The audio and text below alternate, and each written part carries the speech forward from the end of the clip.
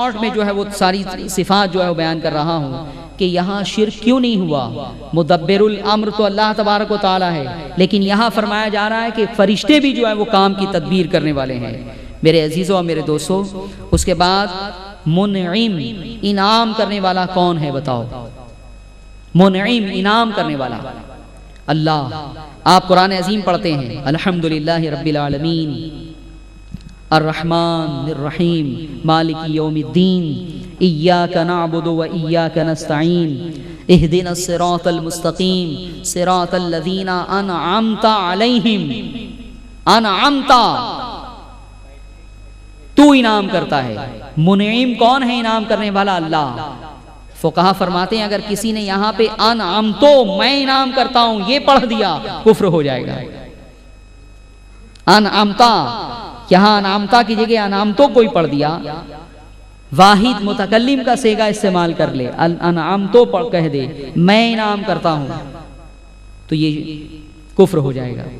لیکن میرے عزیزوں اور میرے دوستوں، منعم یعنی انعام کرنے والا یہ اللہ کی ذات ہے۔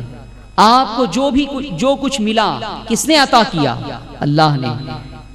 میرے عزیزوں اور میرے دوستوں، سورہ احزاب میں آیت نمبر 37 پروردگار عالم فرماتا ہے کہ انعم اللہ علیہ وانعمت علیہ، اللہ نے اس کے اوپر انعام فرمایا۔ انعم اللہ علیہ وانعمت علیہ، اللہ نے اس کے اوپر انعام کیا اور اے محبوب تم نے اس کے اوپر انعام کیا۔ حضور علیہ الصلوۃ والسلام کے لیے صفت بیان کی گئی کہ اللہ نے جو ہے وہ انعام کیا، وانعمت علیہ، اور تو نے انعام کیا، حضور علیہ الصلوۃ والسلام کی طرف نسبت کی گئی ہے، یعنی منعم اللہ کو بھی قرار دیا گیا اور حضور علیہ الصلوۃ والسلام کو بھی۔ تو کیا یہ شرک ہو گیا؟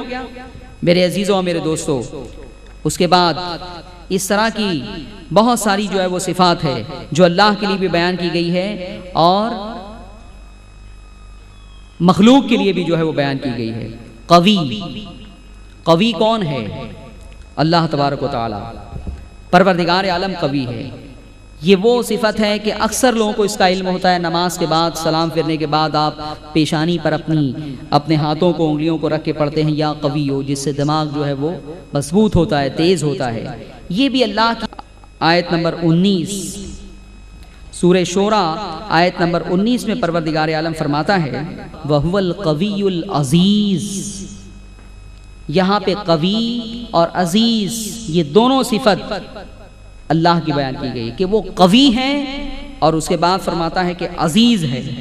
لیکن اس کے بعد یہی صفت سورہ نمل آیت نمبر 39 اس میں جو ہے وہ اس جن کے لیے بیان کی گئی جو حضرت سلیمان علیہ السلام کا امتی تھا، خادم تھا، اور حضرت سلیمان علیہ السلام نے اسے کہا اپنے درباریوں سے کہ کون ہے تم میں؟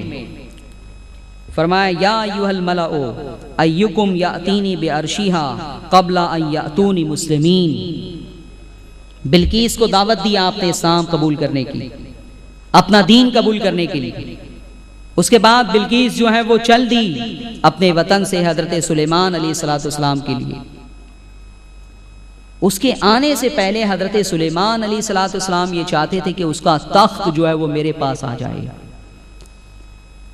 تو آپ نے اپنے درباریوں سے فرمایا آپ کی سلطنت انسانوں پر بھی تھی، جنوں پر بھی تھی، شجر و حجر پر بھی تھی، چرند و پرند پر بھی تھی۔ سبحان اللہ۔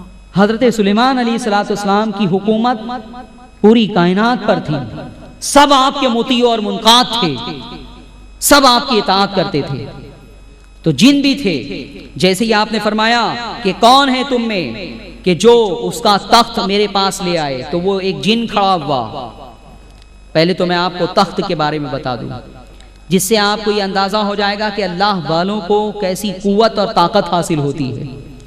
بلقیس کا یہ تخت کوئی چھوٹا موٹا کرسی نما تخت نہ تھا، 30 فٹ لمبا، 30 فٹ چوڑا اور 40 فٹ اونچا یہ تخت تھا، ہیرے اور جواہرات سے مرصع تھا، اور یہ تخت 7 مکانوں کے اندر مقفل کر کے رکھا گیا تھا، 7 مکانوں میں لاک کر کے رکھا گیا تھا، اس کی حفاظت کے لیے، اس کی سیفٹی کے لیے۔ اور حضرت سلیمان اس ملک میں نہ تھے، دوسرے ملک میں تھے، لیکن اس کے باوجود آپ نے فرمایا کہ کون ہے تم میں جو اس کے تخت کو اس کے آنے سے پہلے میری بارگاہ میں حاضر کر دے۔ تو اس وقت ایک جن تھا، قرآن بیان کرتا ہے اللہ والوں کو کیا طاقت عطا کی جاتی ہے، ولیوں کو کیسی طاقت عطا کی جاتی ہے، اس کا اندازہ جو ہے وہ اس آیت مبارکہ سے ہوتا ہے۔ پروردگار عالم فرماتا ہے قال عفریت من الجن انا آتیک بہ قبل ان تقوم من مقامک وانی علیہ لقوی امین۔ پروردگار عالم فرماتا ہے کہ ایک جن کھڑا ہوا اور اس نے کہا انا آتیک بہ، کہ وہ تخت میں لا دوں گا، میں حاضر کر دوں گا آپ کی خدمت میں، قبل ان تقوم من مقامک، اس سے پہلے کہ آپ اپنا دربار برخاست کریں میں لا دوں گا اسے۔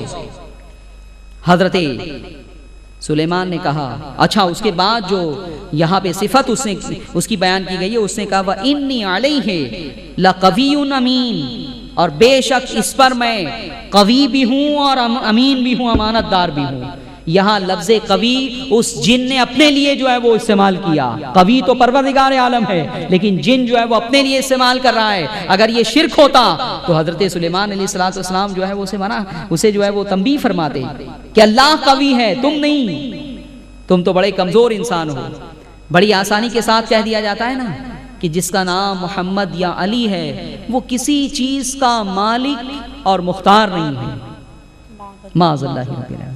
لیکن میرے عزیزوں اور میرے دوستو، یہاں یہ جن کہہ رہا ہے کہ اے سلیمان، تم اس تخت کی بات کر رہے ہو جو ایک دوسری کنٹری میں پڑا ہے، 7 مکفل دیواروں میں جو ہے موجود ہے، میں اسے آپ کا یہ دربار برخاست ہو، یہ مجلس ختم ہو، اس سے پہلے جو ہے وہ حاضر کر دوں گا۔ تو یہاں قوی کا لفظ جو ہے وہ اس نے اپنے لیے استعمال کیا اور قرآن عظیم نے بلا نکیر اسے جو ہے وہ نقل فرمایا۔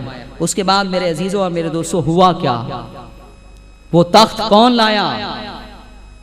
جن نہیں لایا۔ حضرت سلیمان نے کہا کہ نہیں، یہ تو بہت تاخیر سے تم لانے کی بات کر رہے ہو، مجھے اس سے بھی پہلے چاہیے۔ تو پھر کون کھڑا ہوا؟ ایک انسان، ایک اللہ کا ولی، سبحان اللہ، حضرت سلیمان کا غلام۔ انسان کو طاقت زیادہ ہے یا جنوں کو؟ جن کو طاقت زیادہ ہے۔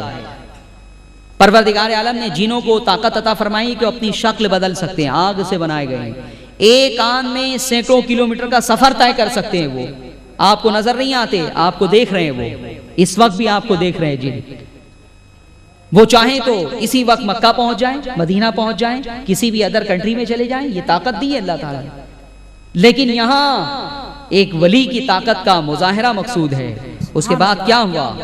اس جن سے نہیں کہا آپ نے، ایک دوسرا شخص کھڑا ہوا، قال الذی عندہ علم من الکتاب، کہ اس نے کہا جس کے پاس کتاب کا علم تھا۔ کیا کہا؟ جن نے جو ہے وہ ٹائم لیا تھا کتنا کہ آپ کی یہ مجلس برخاست ہوگی، اس سے پہلے لا دوں گا۔ اس نے کہا انا آتیک بہ قبل ان یرتد الیک طرفک، کہ میں اسے حاضر کر دوں گا اس سے پہلے کہ آپ کی پلک جھپکے۔ حضرت سلیمان کی پلک جھپکی اور وہ تخت وہاں سے حاضر کر دیا گیا۔ سبحان اللہ، نعرہ تکبیر، نعرہ رسالت، نعرہ رسالت، علماء اہل سنت، علماء اہل سنت، مجاہد سنیت۔